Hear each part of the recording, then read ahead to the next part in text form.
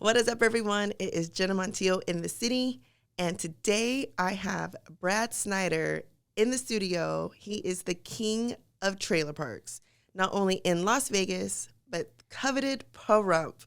And I'm so excited to have him here today and tell you about his story, his background, and why Pahrump. So with all ado, Mr. Brad Snyder. Hello. Thank you for having me here. I've always wanted to discuss trailer parks in Pahrump. Not really trailer parks. It's trailers. You know, they're on their own land. I don't really just do trailer parks, except for some in Vegas. But yes, King of the trailers. Parks. Oh my God, it's so funny.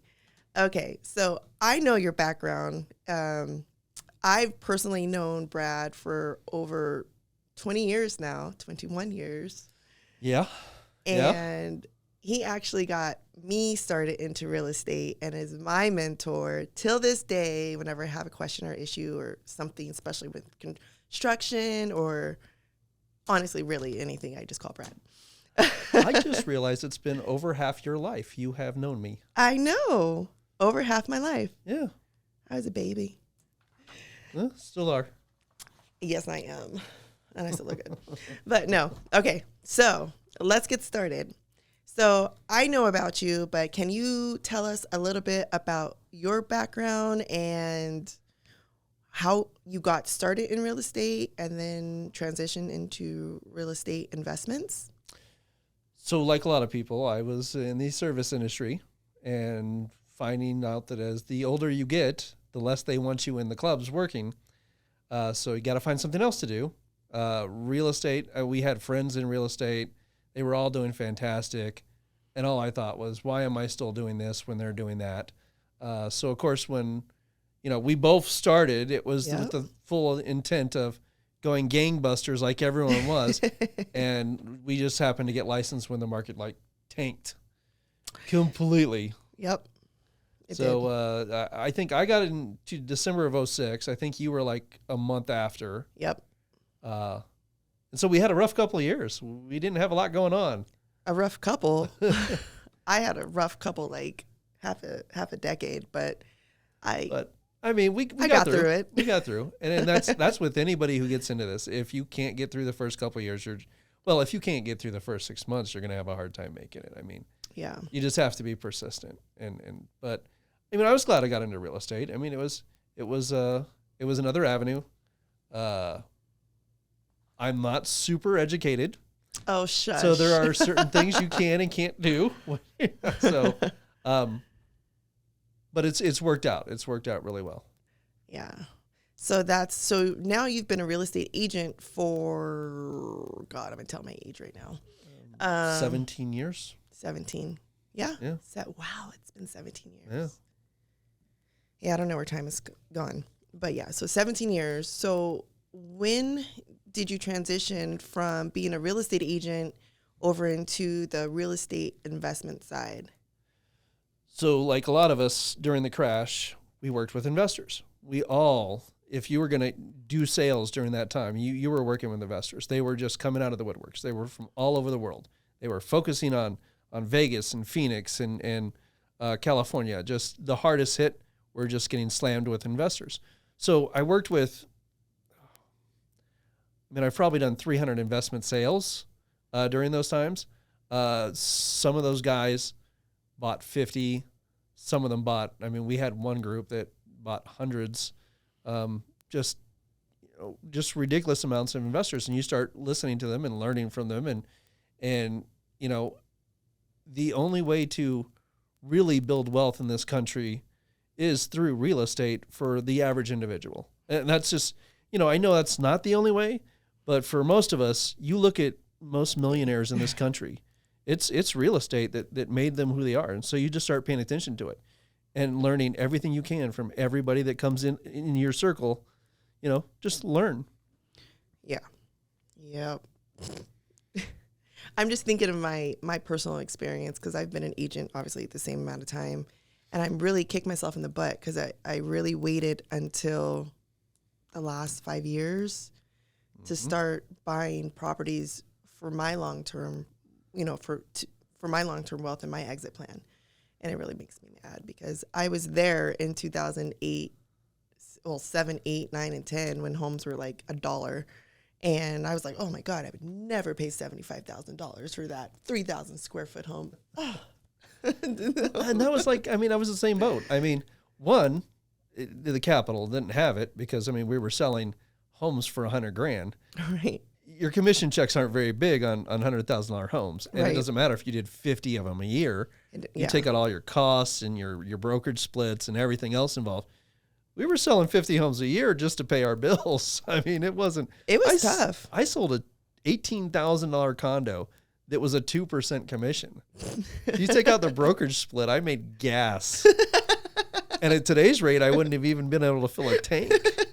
That's so true. I mean, but you just kept soaking in that information that you got through all those transactions and going, okay, well, these guys are getting rich. I want to do what they do. So Right. let me just pay attention to them. And you see how they work, not just our market, but every market. You talk to them about everything they got going on. Yeah. Well, I got to watch you work with your investors. Well, I was still young and, crazy. I was in college and doing 1,000 other things, but I was still doing real estate. But I got to watch you work with your investors, and I was like, oh, what's Brad doing over there? And I just remember you saying, Jenna, you really got to sit down and put your foot to the pedal and get with it and focus, and you can do it. And I was just like, all right. And that's not investment. That was just real estate because I wanted more transactions. But moving forward, I was like, well, wait a minute. How is he getting all these investors, and are you investing? So when did you start investing with the investors to start flipping? How many homes have you flipped today? Well, today, none. Well, you have a closing today. Yeah, we do. It's not one of my flips. Oh, okay. It's another one of my investor clients that bought the house back in 2010. Oh, so he's rich now. So yeah, he's done well. But I mean, when I started, I think my first one was, my partners and I, we did one 7 years ago. And then that just snowballed from there. We got like 10 done the next year, 20 done the year after, 25 the year after. I mean, we've been trying to be consistent. Obviously, the past year, we've scaled back, as a lot of guys have, because, the market shifted. Right. Rates have affected everything you do, so you gotta take that into consideration. It's not as easy to just unload them. You're not going to get 20 offers on a house. But, I think we've probably done somewhere around 70 or 80. It's not like TV. We don't make 100,000 a house. I'm sure there are guys out there that do. That's just unrealistic to think especially in Vegas. I mean, the margins there's competition. There's hundreds of guys out here trying to flip. Hedge funds too. And they really cut into it. Yeah. So They hurt the little investor. yeah. Yeah. So you invest in Las Vegas, of course, but the king of trailer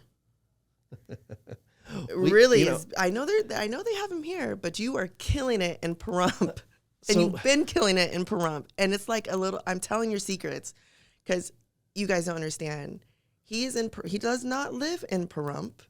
He lives in Las Vegas, but every time, which I call him multiple times a day for random stuff, he's always in Pahrump. I'm like, why don't you just buy a house there, or live in one of your houses there? No, I mean, it's different than what people expect. I mean, it's over 50,000 people now. It's not small anymore. There is activity out there, but during COVID, the competition to flip anything here in Vegas just got so out of hand that you were lucky to hit a 5% margin, and that's just risky. That's just dangerous. Because one thing goes wrong, and there goes your margin. It's just shot, and things go wrong 99% of houses. I mean, you're always going to find something that either they didn't tell you or they didn't know about, and they honestly might not have known about, but you're going to find something that you got to spend more money than you anticipated. But, we started going to Pahrump, and the drive doesn't bother me. It drives a lot of people nuts, but it doesn't bother me. I hate driving to Pahrump. But I'm just saying, I hate it. But if I'm in town, some of the houses we were doing, on the opposite side of where I live, it took me an hour to get there with traffic. That's very true. So if I especially the spend city is growing so big. an hour and 15 minutes going there, and driving around our houses over there, it doesn't bother me. But I was getting margins over there. And you just, during those 2 years, we just figured, oh, well, this is working out. We'll just keep working here. Because we've gotten used to it. So, and our competition's less. And then ultimately, whatever you're investing, when you're not putting up with as much competition, it makes it easier. Yeah. Pahrump itself, though, Las Vegas is pretty much, cookie cutter homes. And you can pretty much expect, for the most part, when you go into a home to rehab, I feel like you have, paint, carpet, maybe some appliances, and you might have to fix some electrical or plumbing, maybe, light stuff. But every time I call him and he's in Pahrump, your homes in Pahrump have like big issues. So how do you, obviously you're backing it into your price when you're purchasing the home, but like how do you do that? I'm like, you must have some crazy inspections that you have to do because, the issues that you have there, you have foundation issues. So, you get used to it. It's those are big issues. Most of the agents that work in Pahrump full time, they have a general, it's like any other city. There are things you check for, like in California, you got to check for termites. In Vegas, there are, but it's rare you run into termites. But like in Pahrump, there are areas where foundations have issues. And so you can kind of see the signs of the house that has shifted for foundations. Or they're broken in half. I got a guy. You got to have a guy. But I got a guy. We call him up. And it's a structural inspection. It's another few $100 into your diligence process. But you got to do it. You got to know. You also realize things in Pahrump. They don't have the best building records prior to, say, 1995. So anything built prior to that, little sketch. Not odd for there to be no records of it at all. So you do your diligence, but it's just like anywhere. I could go back. My grandparents' house in Kansas was built in 1921. There was no permits. It was built fantastic. There was no permits. It's just like anything else. You just check it out. You have your inspections. You run your numbers. You try to do everything you can to know as much about the house before you close. Just like a buyer would. Just like we would tell our buyers. Right. That's true. It just seems like it's a lot. But I don't do what you do. I'm not a flipper. And I've told my audience in the past, I have claws. I'm not doing any manual labor. So you have teams not only in Las Vegas to help you with your flips, and you have a separate team in Pahrump, I'm assuming? Yeah. Well, I don't. But, one of my partners is a contractor, and he has a crew out there, and crew here, and it works out well because that way we've got work being done there because it's not like we can be there every day. Right. We go almost every day. We pretty much are there. But I can't spend, 8 hours a day there. I'm there for a couple hours a day. Then I'm coming back because I got things to do here. I got clients here. I've got, other properties here. So, but I do spend a lot more time out there than most people would want to. Yes, you do. Can you share one of your favorite or one of your biggest success stories as flipping or a home in Pahrump or in Vegas? It doesn't matter. Can you share?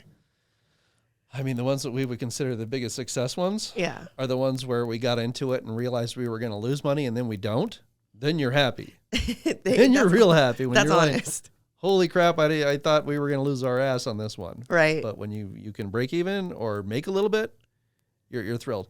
And but I would say our biggest success story was just dumb luck. Like we had way too many properties at the beginning of COVID. And when COVID hit and they shut down the strip, we were panicked. All I'm thinking about is 2008. Like, oh, no. I finally got some money and we're finally investing, and it's all going to go away. Right. Lucky for us, we put one on. It got 10 offers.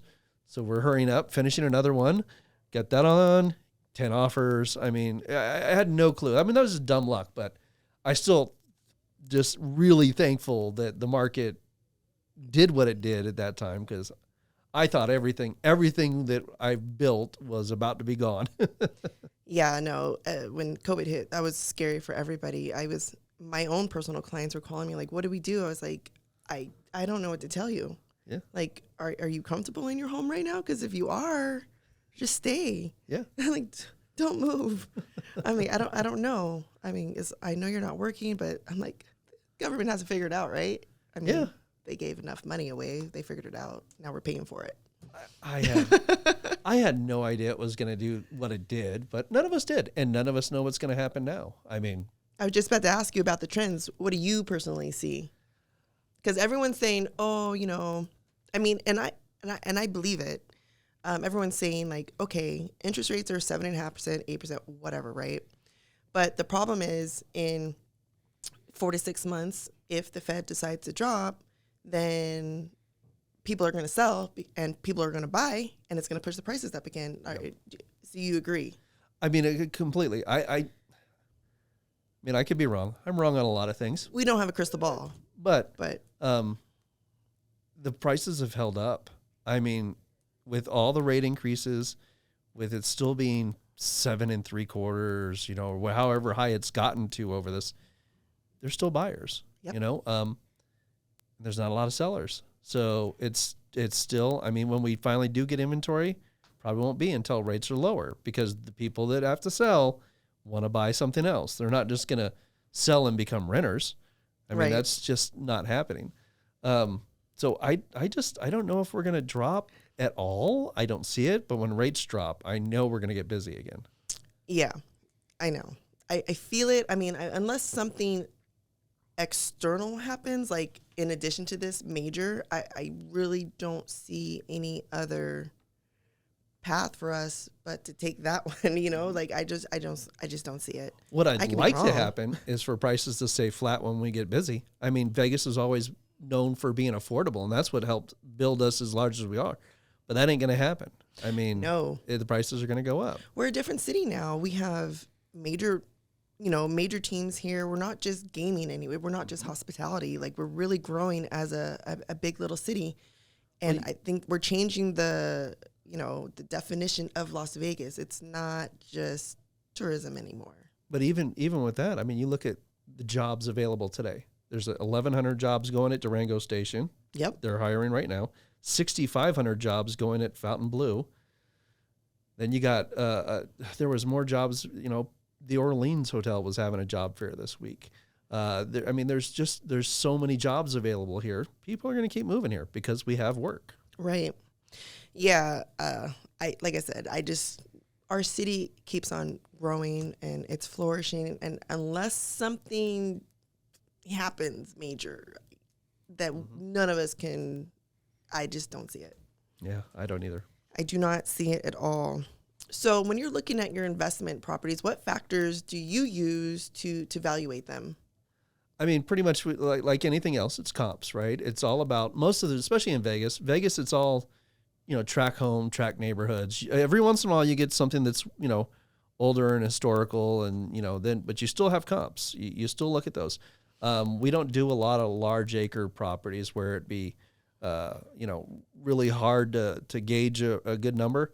So we try to stick to just a home that we know is going to move fast is kind of our key, right? We don't want to hold on to them. We're not into the hold market. So, in Pahrump, it's again, there's comps. A lot of them are manufactured or trailers. But we still look for, okay, what's my buyer market? What are my comps? How much am I going to have to put in? What are my risks? I mean, that's everything, right? I mean, once you kind of know and say, okay, well, this is my worst case scenario of getting out. It's my best case scenario of getting out. And then you make your bid accordingly to where you feel it's going to be. We probably, just like every other flipper, every other investor, I'm not saying we lowball, but we're only going to bid what we feel we're going to make some money on. I mean, it's the truth.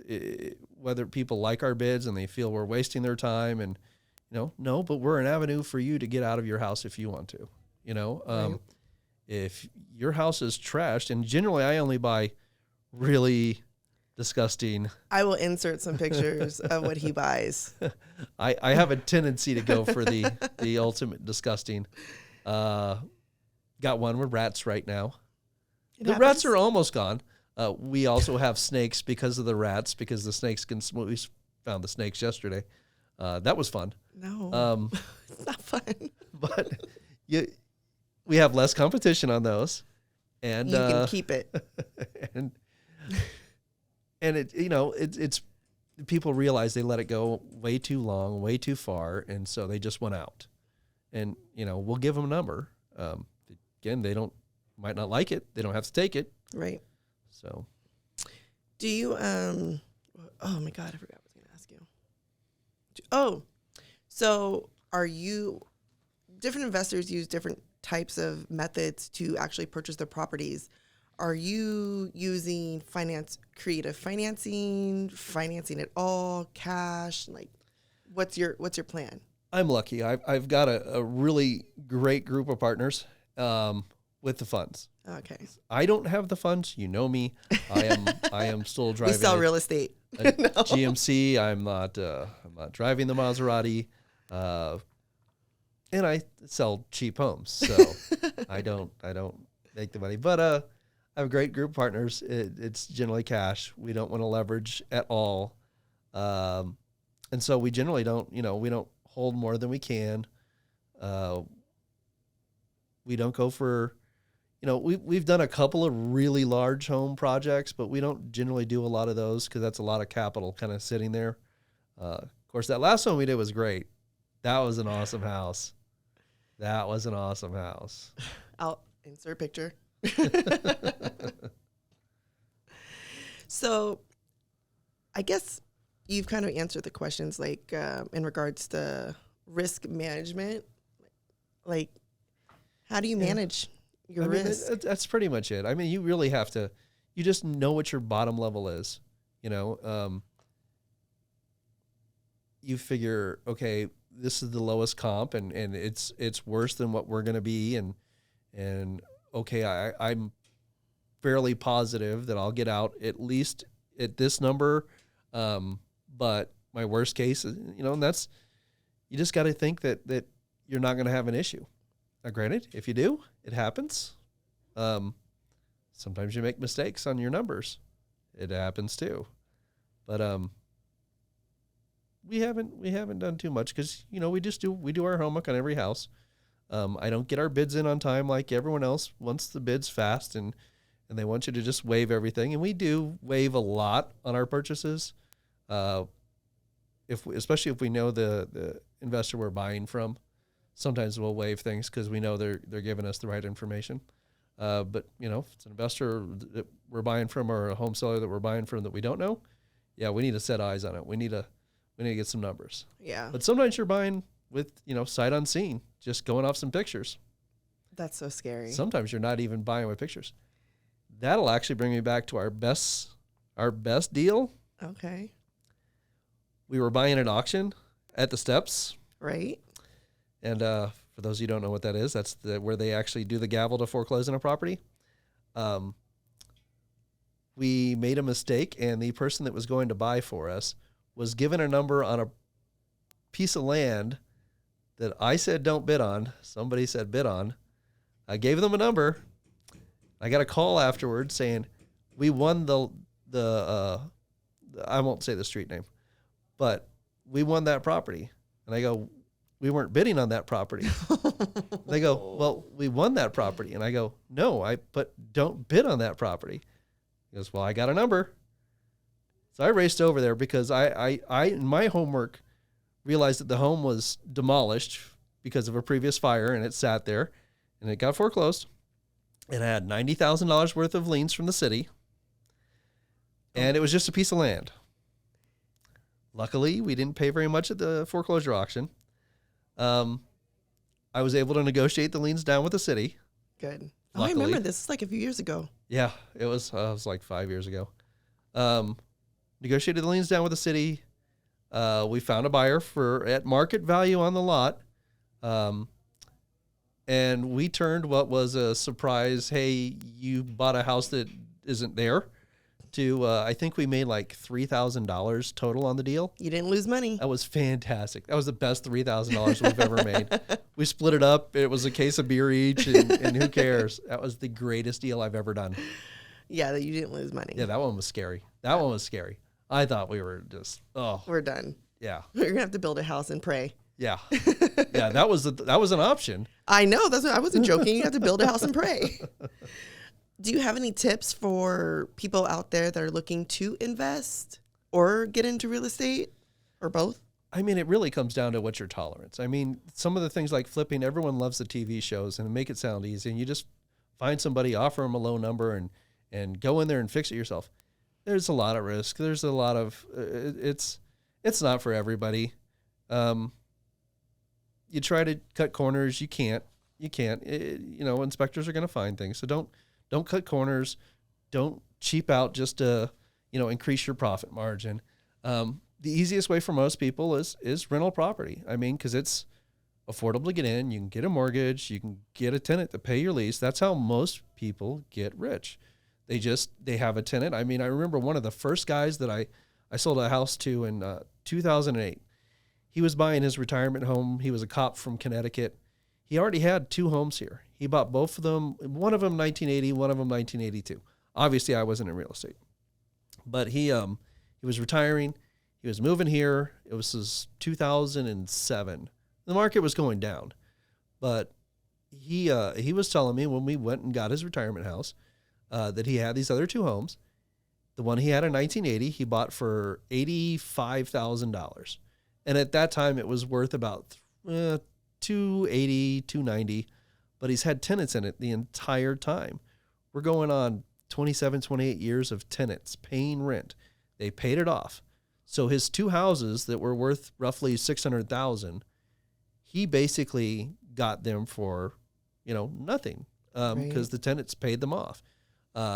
His house that he was moving into for rent or for his retirement home was just because he wanted to get out of the snow. But those 2 houses were going to, continue to pay his retirement because he was going to continue to rent them. So he was getting $3,000 a month in income at the time of his retirement. He still had the equity in both houses. They were completely paid off. So it's like, that's a good way to retire. I mean, you get $3,000 a month in income. That's my plan. And you still have the equity from them. And eventually, if you want to get rid of them, you can get rid of them. You just sit in the capital. But yeah, he eventually did sell them. I think we sold them in like 2016. Oh, so there was when the market started to really pick up. We got rid of him. But by then, he was comfortable in retirement. Between his pension and the money in the bank from these homes. But he was like, that was my goal when I was in 1980 was to make sure I was going to be able to retire. I love the long-term hold investment strategy. That is my strategy. I am very conservative. I'm scared to do anything else other than that because I'm just conservative. But I think that is the best plan ever, especially now with the new technology like AI coming out. And I fear for our future that there's not going to be like graphic designers. There's going to be a lot of less jobs in the industry. And I feel like the only thing that AI or technology cannot take away from us is a physical asset like a house. Yeah. You cannot take that away from me. No. And everyone's always got to have a roof over their head. I mean, everyone has to live somewhere, right? Yeah. Yeah. So that's my game plan. Hats off because, like I said, I can't flip a home. I guess I can put together a team that can flip a home. Yeah. I mean, if a deal runs across your desk, don't turn it down. I just send it to you. And that's what I'd hope. That's what usually happens. I just send it to Brad. But see, that's the same thing with anyone who wants to do investing. I can't do the long-term hold because I don't really have the temperament for tenants. Tenants have a tendency to call you for something stupid. And So we have a property management company. Yeah, and that's the way to do it. But I just, I feel like I'm lazy if I let somebody else do something that I know how to do the job. And can. Peace of mind. It's not lazy. It's peace of mind. Yeah. Because I wish I would have had a property manager on one of my investments here a few years ago, because I would have been like I sold the house because the tenant was driving me nuts. And I wish I wouldn't have sold the house just because of the tenant. And I did. That was my mistake. If I hadn't have sold that house. Yeah. Oh my God, it hurts. Yeah. Well, you never go back. It hurts. It's always If I hadn't have sold that house, I'd be literally sitting on probably about $400,000 in equity. But it's okay. It's okay. I got out. I still made good money, and I got rid of the headache. So, I don't know. Property managers, like my other one, property management. Yeah. I don't deal with anything. He sends me a check, and I'm like, cool. I don't even get a check. It goes straight to my account. I'm like, this works. I like it. Okay. Well, you gave your advice. We talked about somewhat of the future of real estate, or not real estate, just of today's economy. Let's see. Do you have any closing thoughts you'd like to share? Don't go trying to flip and perump. Don't go to perump. That's just for me. Just stay away. Yeah. No, you can take a look. I mean, if you've never gone to Pahrump, it's a cute little city. It's just, for me, I'm just in love with Las Vegas. Yeah. So, well, that's why I'm not moving to Pahrump.